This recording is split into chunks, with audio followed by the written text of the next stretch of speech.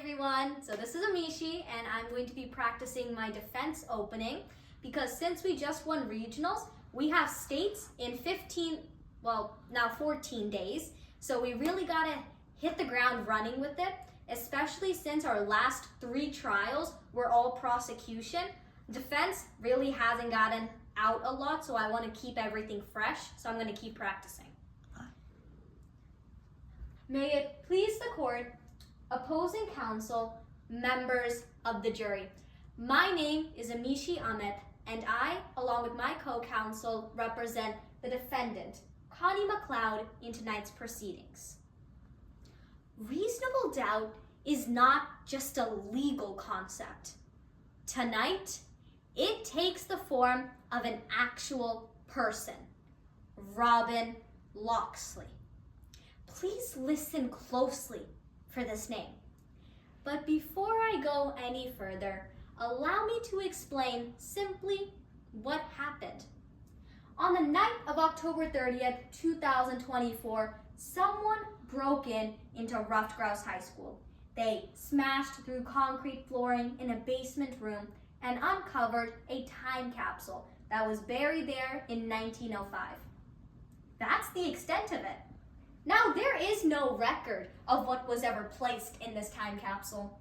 No photographs, no videos, not even a written record. Yet the prosecution is charging my client with stealing a necklace that was supposedly in this time capsule. However, we know that this isn't true because the necklace in question had been a gift from my client's grandmother to her. Nothing more. So why are we here today?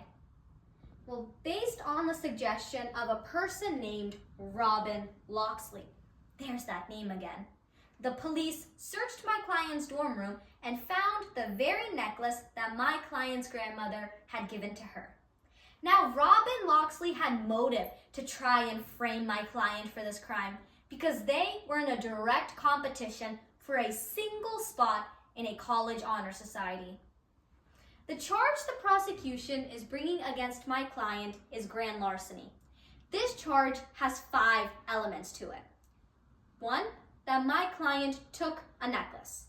2nd, that the necklace was owned by someone else. 3rd, that the taking was unlawful. 4th, that my client took the necklace with the intent to keep it from its owner. And 5th, that the value of the necklace is between $2,000 and $100,000. Now, the prosecution has the duty of proving all 5 of these elements beyond a reasonable doubt. Members of the jury, this is the highest burden in our legal system. Now, you just heard from the prosecution. They came up here telling you when the dust settles, it settles on the defendant. But we will wipe away that dust for you. We will clear up any confusion and show you that the real culprit was Robin Locksley. Additionally, members of the jury, listen closely to the testimony tonight. You will hear that the prosecution can't place my client at the crime scene and that the prosecution can't place the necklace in the time capsule. Additionally, at the end of tonight's trial, the prosecution will fail to meet their burden. You will be left with reasonable doubt, and it takes the form of an actual person, Robin Locksley. Tonight, we will call 3 witnesses to the stand. First, historian Mandy Montoya will tell you about Robin Locksley's obsession with this time capsule and their desire to dig it up on their own. Next, Pledge Master of an Honor Society, Ali Jarovich, will testify under oath that on the night in question, Connie was not at Ruffed Grouse High School. Lastly, you will hear from my client herself. Connie McLeod will take the stand and confirm that the necklace in question had been a gift from her grandmother.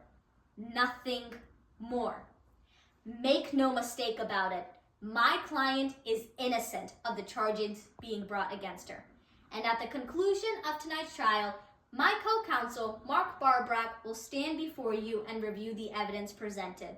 He will remind you that it was Robin Locksley who had the means, motive, and opportunity to commit this crime, not my client. He will then respectfully ask that you return a verdict in favor of the defense, finding Miss Connie McLeod not guilty of grand larceny. Thank you.